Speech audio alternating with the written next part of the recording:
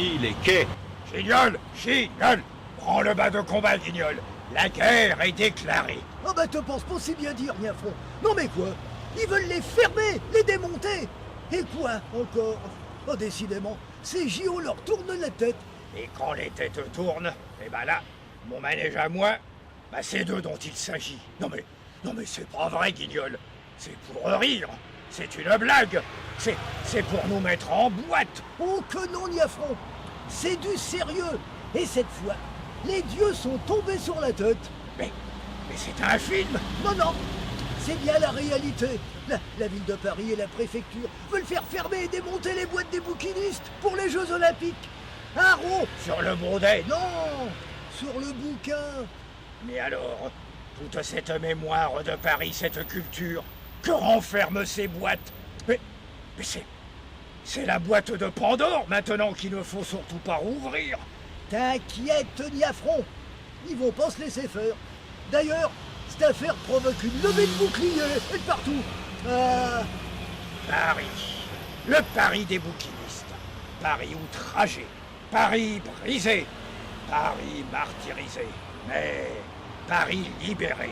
Tiens, bah tu me rappelles quelqu'un. T'inquiète. Et comment qu'ils vont se libérer de tout ce pétrin? Non mais, depuis plus de 4 siècles, que ces boîtes sont la mémoire et le visage et l'âme de Paris. Alors comme ça, d'un coup de tête, adieu nos auteurs, disparus nos poètes, envolés nos chanteurs. Comme si la récente pandémie ne nous laissait que les stigmates du masque. Et de la plume. Remarque, on pourrait passer à l'émission. Regarde, Niafron, quand on pense que échapper de la magie des boîtes, notre Pierre freinait. Des 4 fers? Non, Niafron, plutôt des 4 vers, déclamant un quatrain, pendant que Charles traînait. Des pieds? Non, sa mélancolie, des poètes disparus. Alors que Georges marchait d'un pas résolu et qu'Alphonse allait son chemin. Oui, mais alors droit dans le mur. Mais non, Niafron, vers les quais. Ils allaient tous deux sur les quais apporter leur soutien aux bouquinistes, coupables de commercer aux 4 vents.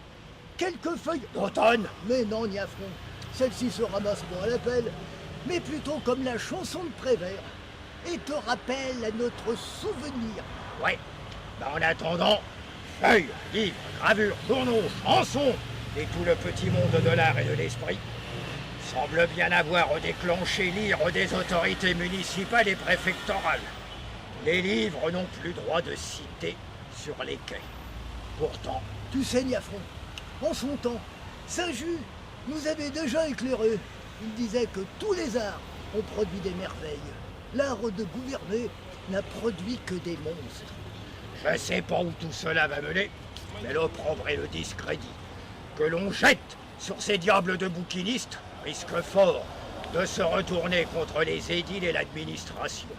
Et tu sais comme moi, Chignol, que s'exposer à la vindicte publique, c'est donner le bâton pour se faire battre. Oh oui, je sais, Niafron. 20 parties auraient sifflé Beckett. Vraiment, cette affaire sent pas bon et risque de se terminer comme un livre resté grand ouvert au beau milieu du tome, interrompant la lecture, laissant des pages blanches à écrire, qui à elles seules interdisent de refermer le livre à tout jamais. Patience et longueur de temps Font plus que force ni courage au nom d'Ara. À bon entendeur, salut!